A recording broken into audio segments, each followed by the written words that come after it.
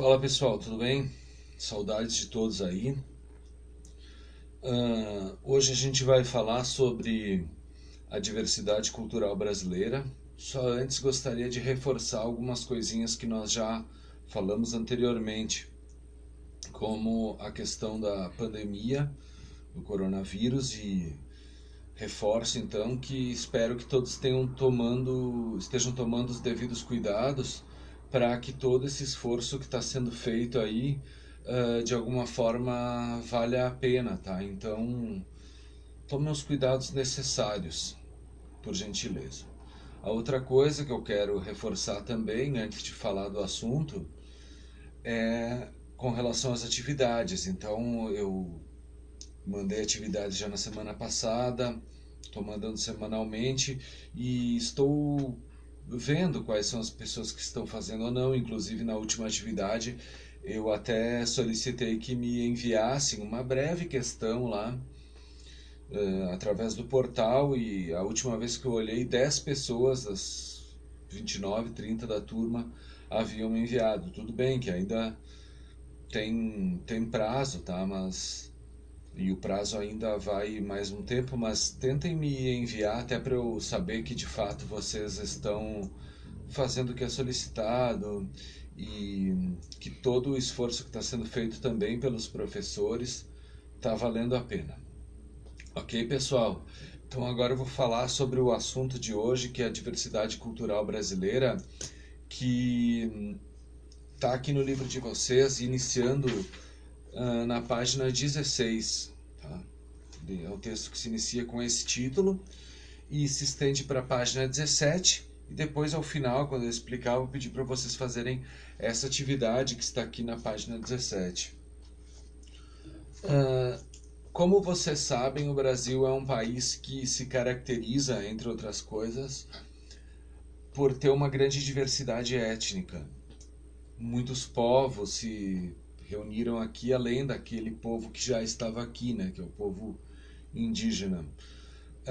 Isso é visto como uma coisa, por vezes positiva, por vezes negativa, mas eu creio que nenhum outro país tenha, talvez a Austrália tenha a diversidade étnica que nós temos aqui no nosso país. Como eu disse, o Brasil primeiramente tinha o povo indígena, que vivia, diferentes tribos viviam aqui no país. Se somaram, né, aos indígenas então os portugueses. Posteriormente vieram os africanos, na condição de escravos, e, por fim, outros europeus, especialmente alemães e italianos aqui na região sul, e muitos de nós somos também descendentes desses povos. O fato é que essa diversidade étnica, ela gerou atritos e, em alguns momentos, confusão de identidade, além da questão racial e questão do preconceito que a gente vai ver mais pra frente, né? Mas houve sim uma questão de identidade muito importante. E nesse sentido, houve como resposta a essa confusão de identidade um esforço que, de certa forma, ainda existe da parte de alguns para que se crie uma identidade nacional. Né? E essa identidade nacional, que era vista como algo vago, muito por conta dessa diversidade étnica,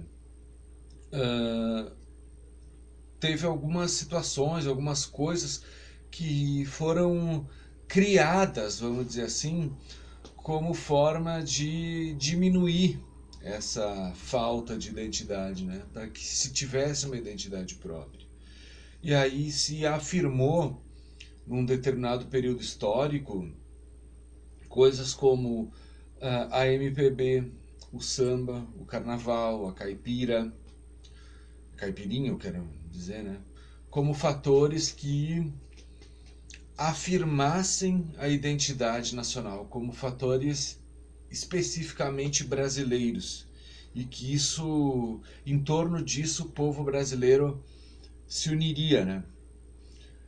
O fato é que isso teve efeito em parte, porém vale dizer que esse efeito talvez tenha se dado muito mais fora do Brasil do que internamente. Porque se a gente for ver, hoje em dia quem escuta samba, em alguns lugares, com certeza, mas a maior parte da população brasileira escuta hoje em dia o sertanejo universitário. Se toma muito mais cerveja do que caipirinha, né, se fosse o caso. Entre outras coisas que eu poderia dar como exemplo aqui. Mas externamente essa identidade nacional se criou, vamos dizer, né? Só que essa manifestação cultural padronizada, ela trouxe consigo alguns problemas, porque era uma cultura muito peculiar do Rio de Janeiro, e é assim até hoje. Então, isso suprimiu certas características e manifestações culturais de outros estados, como por exemplo nós aqui no Rio Grande do Sul, os 3 estados da região sul, né? Também no estado de Minas, que é uma cultura riquíssima lá, que não é visto como a cultura do Brasil. No norte do Brasil, né? No Pará, no Amazonas, nos estados do centro-oeste, como no Mato Grosso, tem a cultura do rasqueado. Então essas culturas regionais foram suprimidas em torno dessa ideia. E aí se criou esse digamos, mal entendido aí do que é exatamente a cultura brasileira. E um traço da cultura brasileira que o livro de vocês traz como exemplo disso, até tem a imagem aqui, como algo que era marginalizado no passado e que passou a ser aceito pelo Estado, e como algo que o Estado quis tomar para si como uma referência à cultura brasileira e consequentemente à idade nacional, foi a capoeira, a luta da capoeira, porque ela foi criminalizada, como eu disse, né? E ela foi trazida pelos imigrantes africanos. Imigrantes não, né? As pessoas não vieram por vontade própria, no caso dos africanos, e dos escravos africanos, e acabou agregando elementos dessas pessoas e das outras gerações que para cá vieram, e acabou se tornando algo tipicamente brasileiro. E hoje em dia é um patrimônio cultural do Brasil. Então a capoeira está simbolizada aí como um desses exemplos. E no livro de vocês até está pedindo ali uma atividade que eu vou pedir para vocês fazerem também, tá? Que é o que está ali na página 17. Depois eu vou botar no plano de atividades também para que vocês possam entender melhor. Tá? Então, para resumir, o Brasil é um país com grande diversidade étnica. Isso gerou uma falta de identidade nacional, teve como consequência atos do governo, especialmente do governo Vargas, no Estado Novo, que tentou criar uma identidade nacional, e isso teve como consequência algumas manifestações culturais de diferentes estados que ficaram suprimidas. Tá? Na próxima semana a gente vai ver mais sobre isso, mas daí outras coisas mais específicas. Por hoje era isso. Então, como eu disse, a atividade está na página 17, a minha solicitação.